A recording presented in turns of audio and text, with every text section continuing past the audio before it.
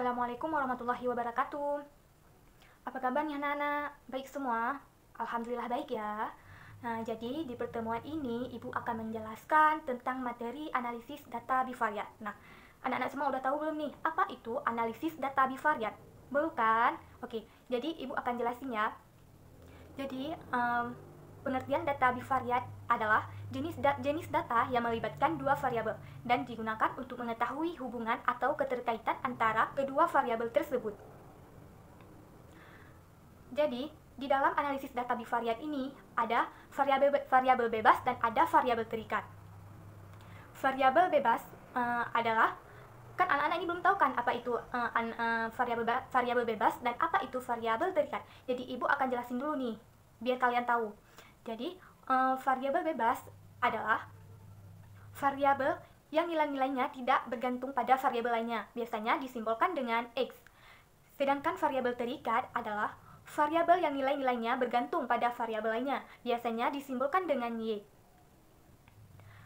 Jadi di analisis data bivariat ini juga ada analisis korelasi.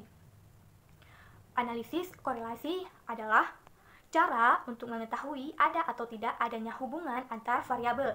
Misalnya hubungan dua variabel. Ada 4 jenis korelasi. Yang satu, korelasi positif. Korelasi positif adalah korelasi dari dua variabel, yaitu variabel yang satu atau X meningkat atau menurun, maka variabel lainnya Y cenderung untuk meningkat atau menurun pula. Yang kedua, korelasi negatif. Korelasi negatif adalah korelasi dari dua variabel, yaitu apabila variabel yang satu X meningkat atau menurun, maka variabel lainnya Y cenderung menurun atau meningkat. Yang ketiga, tidak korelasi. Jadi, tidak ada korelasi terjadi menunjukkan hubungan apabila kedua variabel X dan Y tidak menunjukkan adanya hubungan. Yang keempat, korelasi sempurna. Jadi, korelasi sempurna ini adalah korelasi dari dua variabel, yaitu apabila kenaikan atau penurunan variabel yang satu atau variabel X berbanding dengan kenaikan penurunan variabel lainnya atau variabel Y. Jadi di variabel sempurna ini ada analisis korelasi yang akan dipelajari di sini adalah analisis korelasi sederhana, yaitu analisis korelasi yang hanya melibatkan dua variabel, yaitu X dan Y saja. Yang kedua, ada analisis korelasi dapat dilakukan melalui beberapa cara, yaitu diagram pencar, tabel korelasi, koefisien korelasi, serta regresi. Jadi setelah itu ada diagram pencar. Jadi anak-anak udah tahu nih bagaimana bentuk diagram pencarnya. Belum kan? Jadi ada 4 bentuknya, yaitu yang ke-1 bentuk korelasi positif, yang kedua korelasi negatif, yang ketiga tidak ada korelasi, dan 4 korelasi sempurna. Jadi gini nih anak-anak bentuk diagram pencarnya. Oke, jadi sekarang kita akan melanjutkan materinya lagi, yaitu regresi linier. Nah, teman-teman udah tahu apa belum nih? Apa itu regresi linier? Belum kan? Jadi Ibu akan jelasin dulu. Jadi regresi merupakan suatu alat ukur yang juga digunakan untuk mengukur ada atau tidaknya korelasi antar variabel. Analisis regresi lebih akurat dalam melakukan analisis korelasi. Karena pada analisis itu kesulitan dalam menunjukkan slope atau tingkat perubahan suatu variabel terhadap variabel lainnya dapat ditentukan. Jadi dengan analisis regresi, peramalan atau perkiraan nilai variabel terikat pada nilai variabel bebas lebih akurat pula. Jadi regresi linier adalah regresi yang variabel bebasnya X berpangkat paling tinggi 1 untuk regresi linier sederhana, yaitu regresi yang hanya melibatkan variabel X dan Y. Persamaan garis regresinya dapat dituliskan dalam dua bentuk, yaitu sebagai berikut. 1. Persamaan regresi linier terhadap X, yaitu Y sama dengan A tambah BX, di mana Y variabel terikat, X variabel bebas, dan A intercept, dan B koefisien regresi. Yang kedua, variabel regresi linier dari X terhadap Y. X sama dengan X tambah BY, di mana X itu variabel terikat, dan Y itu variabel bebas, dan A itu intercept, dan B itu koefisien regresi yang paling digunakan adalah persamaan regresi berbentuk Y sama dengan A tambah B. nilai A dan B dapat ditentukan dengan cara yaitu sigma Y dikali dengan sigma X kuadrat kurang sigma X dikali dengan sigma X Y per N dikali dengan sigma X kuadrat kurang sigma X2 kuadrat. Dan yang B itu N dikali dengan sigma X Y kurang sigma X dikali dengan sigma Y per N dikali dengan sigma X kuadrat kurang sigma X kuadrat. Jadi di sini agar anak-anak lebih paham, jadi saya akan memberikan satu contoh soal mengenai materi ini. Jadi contoh soalnya itu berikut ini mengenai pengalaman kerja dan penjualan. X sama dengan pengalaman kerja dan Y sama dengan omset penjualan. Jadi data X-nya itu ada 2, 3, 2, 5, 6, 1, 4, 1. Sedangkan data Y itu 5, 8, 8, 7, 11, 3, 10, 4. Jadi pertanyaan itu buatkan persamaan garis regresinya Y sama dengan A tambah BX. Yang kedua, berapa omset penjualan dari seorang karyawan yang pengalaman kerjanya 10 tahun? Dan yang ketiga, jika diinginkan omset penjualan Rp 15.000 perusahaan, harus mencari karyawan yang berpengalaman berapa tahun? Oke, jadi penyelesaiannya itu Y dikuadratkan dulu menjadi hasilnya itu kan nilai X 2 dikuadrat menjadi 4 dan 3 dikuadratkan menjadi 9 dan 2 dikuadratkan menjadi 4 dan 5 dikuadratkan menjadi 25 dan sampai seterusnya kayak gitu.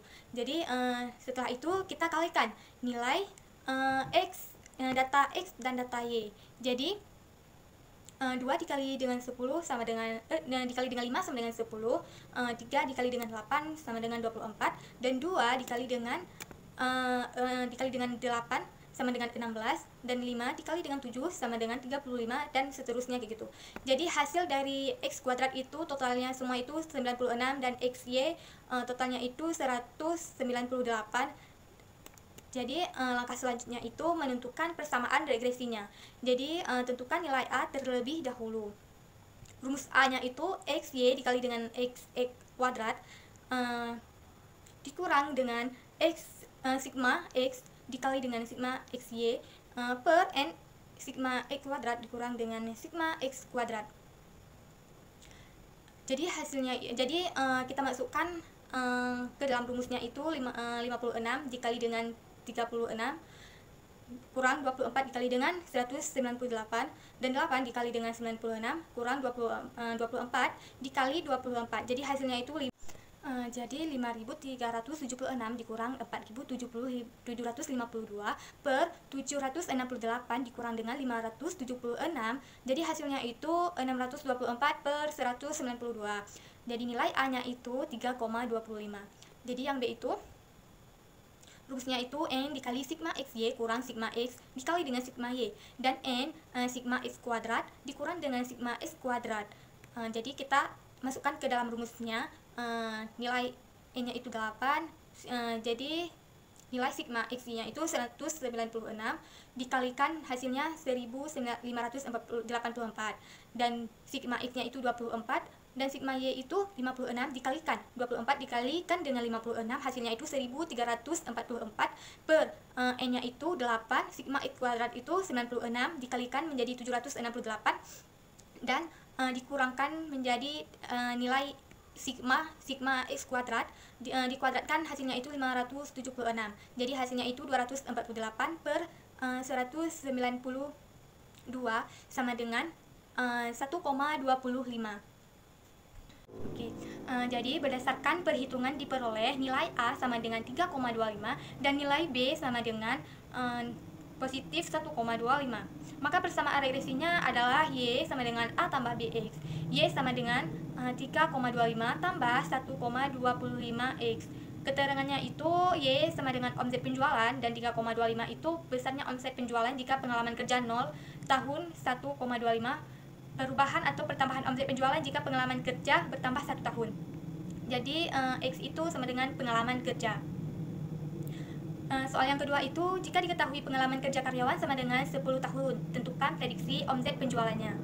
Jadi Y sama dengan 3,25 tambah 1,25X sama dengan 3,25 tambah 1,25 dikali dengan X, nilai X-nya itu 10, sama dengan 3,25 tambah 12,5, hasilnya itu 15,75. Berdasarkan perhitungan tersebut, jika pengalaman kerja 10 tahun, diprediksi omzet penjualan sebesar Rp 15.750 atau 15,75 dikali dengan 1000 berdasarkan contoh soal satuan dalam ribuan. Dan yang ketiga itu, jika diinginkan omzet penjualan Rp 15.000, perusahaan harus mencari karyawan yang berpengalaman berapa tahun. Jadi ini konversikan dulu berdasarkan satuan. Jadi lihat soalnya ya. Y sama dengan 15.000 per 1000 sama dengan 15. Y sama dengan 3,25 tambah 1,25X. 15 sama dengan 3,25 tambah 1,25X. Jadi 2,25X sama dengan 15 kurang 3,25. Jadi nilai X-nya itu 9,4. Jadi berdasarkan perhitungan tersebut, maka dapat disimpulkan jika diinginkan omzet penjualan sebesar Rp 15.000, maka perusahaan harus mencari karyawan yang berpengalaman selama 9,4 tahun. Dan di sini saya akan menjelaskan satu contoh soal lagi, yaitu hubungan antara hasil penjualan dan biaya iklan dari sebuah perusahaan. Jadi ada tetanya itu biaya iklan 0,50, 1,00, 1,75, 2,250, 3,25, 4,00, 5,00, 5,50, 5,75 dan 6,50. Dan data biaya penjualannya itu 5,00, 10,00, 12,50, 20,00, 30,00, 35,00, 40,00, 42,50 dan 50,00. Jadi pertanyaan itu, buatlah diagram Paneo dari data-data tersebut. Yang kedua, sebutkan jenis korelasi yang terjadi. Jadi jenis korelasi yang terjadi itu korelasi positif. Jadi teman, baik, saya akhiri pertemuan hari ini. Assalamualaikum warahmatullahi wabarakatuh.